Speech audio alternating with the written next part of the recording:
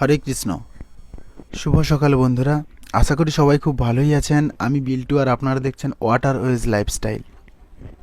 আমরা অলরেডি রানী রাসমণির ঘাট ছেড়ে পানিহাটির উদ্দেশ্যে রওনা দিয়ে দিয়েছি। তো বন্ধুরা, পানিহাটিতে শ্রী চৈতন্য মহাপ্রভুর দণ্ড মহোৎসব উপলক্ষে আমাদের ওখানে ডিউটি পড়েছে। অন্যান্য বছরের ডিউটি যদিও পড়ে না, এই বছর পড়ার কারণ হলো গত বছরে নাকি প্রচণ্ড ভিড়ে মানুষ মারাও গিয়েছিল, সেই কারণে এই বছর একটু প্রশাসনিক তৎপরতা একটু জোর। আর সেই উদ্দেশ্যেই আমরা এই মুহূর্তে যাব পানিহাটি। আর দণ্ড মহোৎসবটা কি এর আগে সত্যি আমার জানা ছিল না। খুবই ইন্টারেস্টিং একটা মেলা, আমি যেটা গিয়ে উপলব্ধি করলাম। তো আর সেটাই শেয়ার করার জন্য অন ডিউটির থাকাকালীন যেটুকু সময় পাওয়া যায় তার মধ্যেই আমি ভিডিওটা বানিয়েছি। আশা করি দেখতে থাকুন, খুব ভালো লাগবে। আমরা অলরেডি পানিহাটি ঘাট চলে এসেছি আর দেখতেই পাচ্ছেন আমাদের অলরেডি ডিউটি শুরু হয়ে গেছে।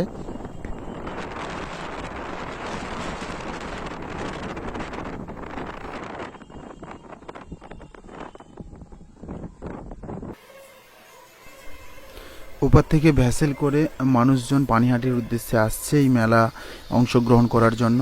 ওয়েস্ট বেঙ্গল বা ইন্ডিয়া নয়, বিদেশ থেকেও বিদেশিরা এখানে আসছে এবং এখানে এসেই দণ্ড মহোৎসবে অংশগ্রহণ করছে, আমি যেটা দেখলাম। আর এখানে একটা ইন্টারেস্টিং বিষয় হচ্ছে মায়াপুর ইস্কনের মতো এখানে দ্বিতীয় ইস্কন বানানো হচ্ছে। যদিও মন্দিরটা এত বড় নয়, কিন্তু এখানে প্রভুপাতের মূর্তি এবং ভগবান শ্রীকৃষ্ণের মন্দির কিংবা পূজা অর্চনা সেই ইস্কনের মতোই হচ্ছে। আর এখানে কিছু বিদেশিদের আনাগোনাও দেখতে পাচ্ছি। পুরো ভিডিওটা দেখলে আপনারা নিশ্চয়ই দেখতে পাবেন।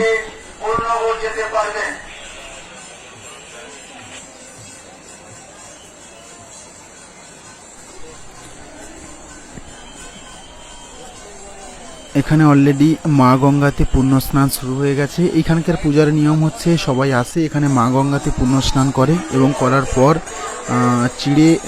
কিছু চিড়ে প্রসাদ ডালা ভগবানের পায়ের চরণে স্পর্শ করে এরা পুজো অর্চনা ও ভগবানের নাম সংকীর্তন করার পর সেই চিড়ে প্রসাদ গ্রহণ করে। এটাই হচ্ছে মেলার রীতি বা রেওয়াজ।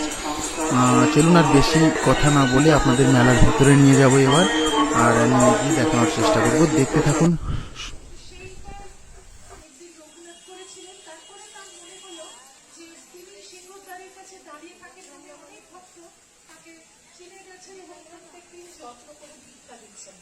সেটা তিনি কেন নেবেন? তিনি কারোর সেবা নিতে চান না, সেজন্য তিনি সেটা ত্যাগ করলেন। তারপরে কি করতে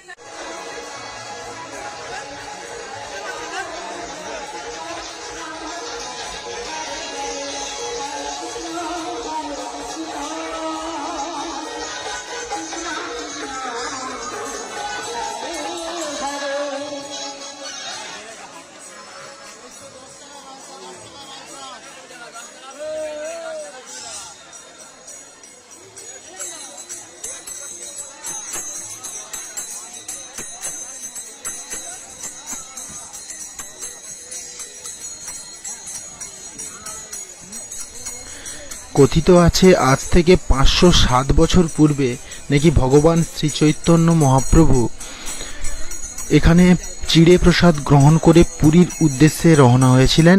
আর সেই থেকে এই মেলাটাকে বা এই পুজোটাকে অনেকে চিড়ে উৎসব বলে থাকে।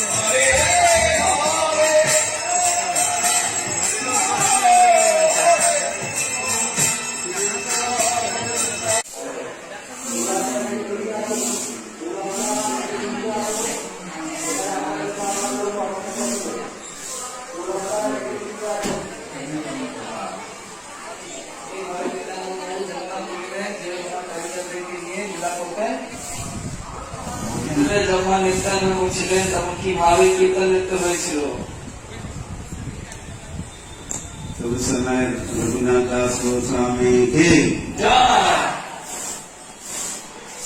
सप्तग्राम से यहाँ आए थे। সেই সময় রঘুনাথ দাস গোস্বামী সত্যগ্রাম থেকে